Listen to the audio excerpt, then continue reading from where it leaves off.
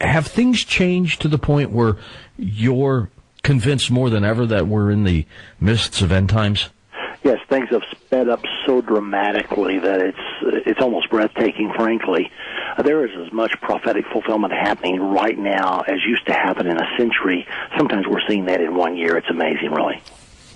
Now, you stated that 2008 may be one of the greatest years of prophetic fulfillment in 2,000 years. What does that mean? Well, there are 4 major prophecies that are converging right now, and these prophecies are not little insignificant prophecies. They are major prophecies of the Bible. They are prophecies that in normal times, if you had one every century, it would be an unusual event. However, we have 4 converging, and they're all converging this year in 2008.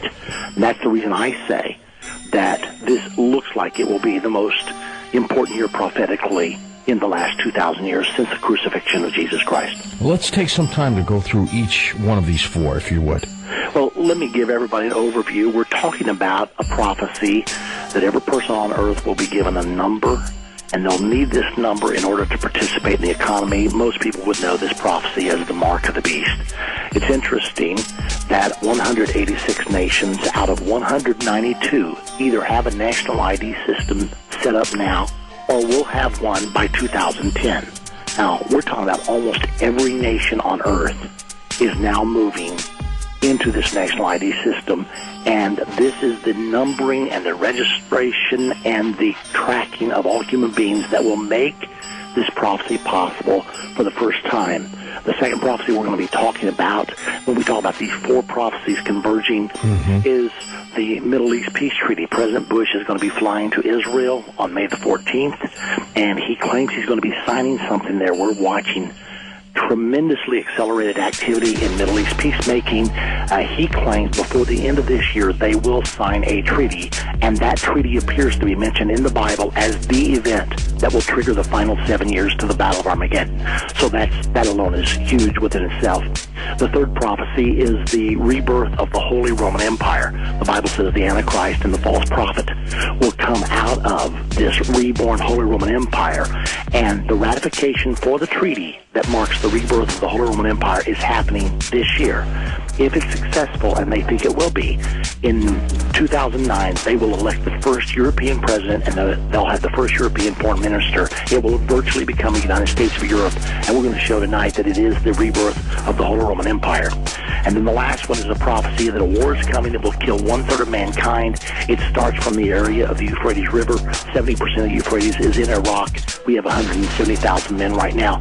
All 4 of those things, plus other things, but all 4 of those things are in the scriptures, and it looks like they're all converging this year, so it's absolutely amazing. The mark of the beast. So many people have heard the number 666 in the Bible, or that's what they interpret it. I've heard that there could be another number, 21 maybe, or something like that. Actually, they're saying 616. They found a few ancient manuscripts that went with 616.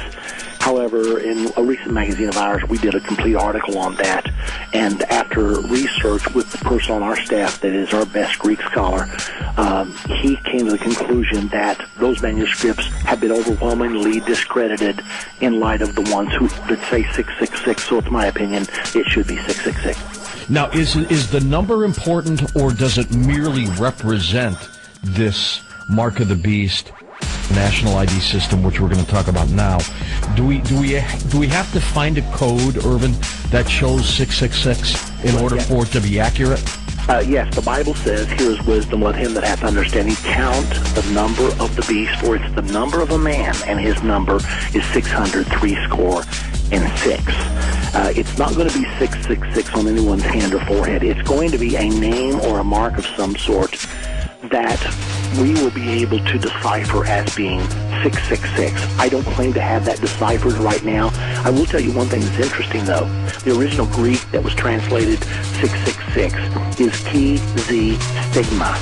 And the word stigma in the Greek means to prick or to puncture with a mark denoting ownership.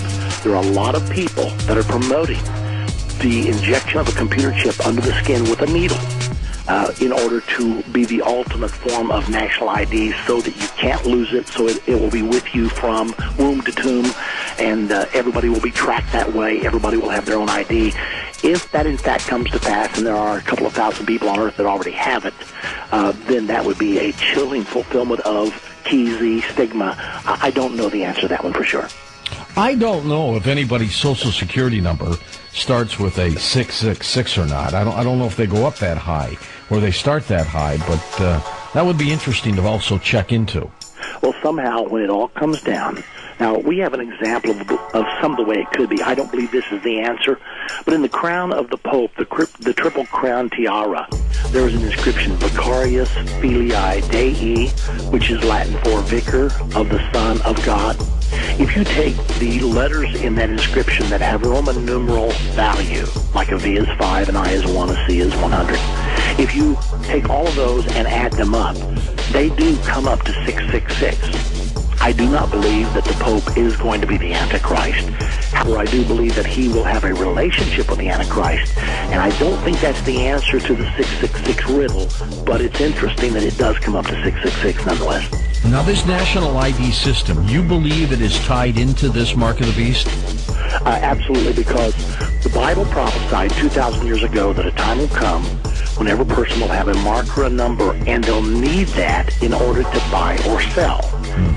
And you're going to have to worship the world governmental system and the world beast, or else they will withhold the number. They're going to use economic pressure to force compliance to the new world order system. Now, we can already see this happening, because right now, if a nation does not comply to the edicts of the UN Security Council, they place economic sanctions against that nation, like we have 3 levels of sanctions right now against Iran. So the idea is, let's choke them down economically and force them to bow the knee to the world governmental framework. Well, that's happening on a national basis now. The Bible says it will happen on an individual basis. And that can only happen when everybody in the world has a number and you're in a database, so that if they invalidate your number, you can't buy or sell. I was looking at an article today. There's a law before the Congress right now called the SAVE Act, S-A-V-E, yes. And it deals with employment eligibility verification.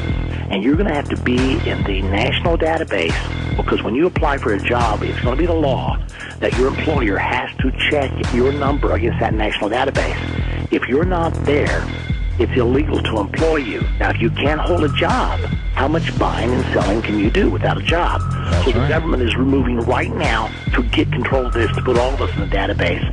And we can foresee the day that if a person holds ideology that maybe would be an insult to the New World Order or the One World Governmental System, maybe they could say, okay, we're going to mark those numbers, and they won't be able to work either until they come to their senses and conform. So that's the way it looks like it's going, and there is a law right now that could be passed within a week or two.